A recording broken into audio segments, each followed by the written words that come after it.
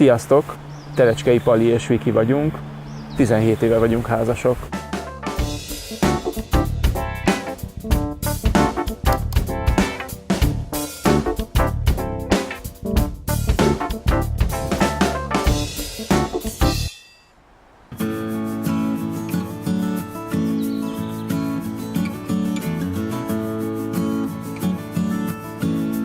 Mielőtt mi összeházasodtunk volna, nekem volt egy előző házasságom, amit kicsit hirtelen kötöttem meg, és nem volt bennem semmilyen tudatosság arról, hogy mit kell csinálni azért egy házasságban, hogy jobb legyen a kapcsolat.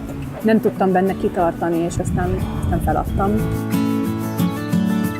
Azt tanultam meg Palival, hogyha valami probléma van, akkor azt nem szabad feladni, hanem végig kell csinálni.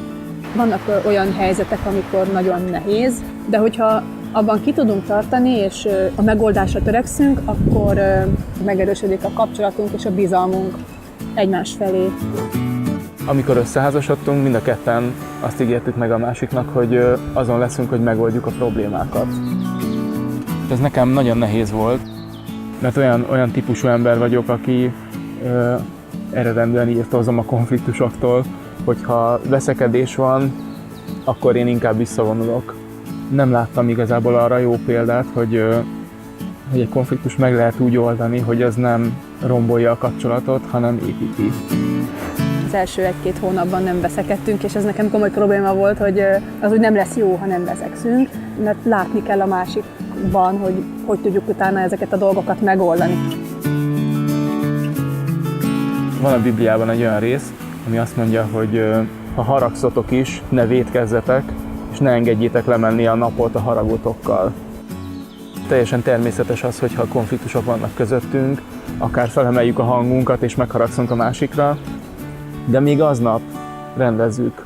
Ne feküdjünk úgy le, hogy nem beszélünk egymással, ne engedjük azt, hogy ilyen mosolyszünetek legyenek a kapcsolatunkban napokra, hetekre, vagy akár hónapokra.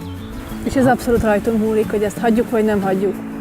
Tehát dönthetünk úgy, hogy megsértődünk, és akkor nekem van igazam, meg neki is igaza van, de távol vagyunk egymástól, és dönthetünk úgy, hogy kicsit félreteszem az igazamat, kicsit közeledek a másik felé, akkor is, hogyha nem teljesen neki van igaza, úgy gondolom. Kell egy idő, amíg az érzelmeinket egy kicsit ki tudjuk adni, vagy meg tudunk nyugodni, de utána azon dolgozunk mind a ketten, hogy meg tudjunk békülni. Igen, ez egy olyan győzelem, amikor megbeszélünk valamit és kibékülünk. Az egy olyan győzelem érzés, hogy még jobban megismertem a másikat.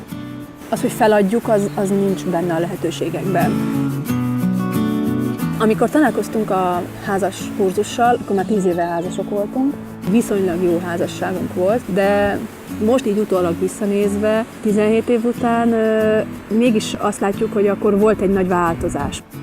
Ahogy a kurzusban végigvesszük a leckéket, hétről hétre, minden egyes lecke egy új téma. Megnézzük, hogy lehet ezeket a területeket jól csinálni, mit tegyünk azért, hogy ne egymástól távolabb menjünk, hanem inkább közelítsünk a másik felé. Nagyon jó tanácsok vannak a Bibliában erre, például amit az előbb a Pali mondott, vagy hogy tudunk megbocsátani egymásnak, úgyhogy ne úgy érezzük, hogy én úgy engedek, de alapvetően nem akarok. És a másik, ami nagyon hasznos egy ilyen kurzusban az, hogy többen vagyunk, több házaspár, és megbeszéljük azt, hogy kinek milyen megoldás vált be. Nagyon sok jó ötlet hangzik el a többiek szájából, és ezt utána meg tudjuk beszélni, hogy ez nekünk a mi kapcsolatunkban hogy működhet. 17 év után egyáltalán nem unalmas a kapcsolatunk, sőt, egyre izgalmasabb, egyre közelebb vagyunk egymáshoz, és egyre jobban megismerjük egymást.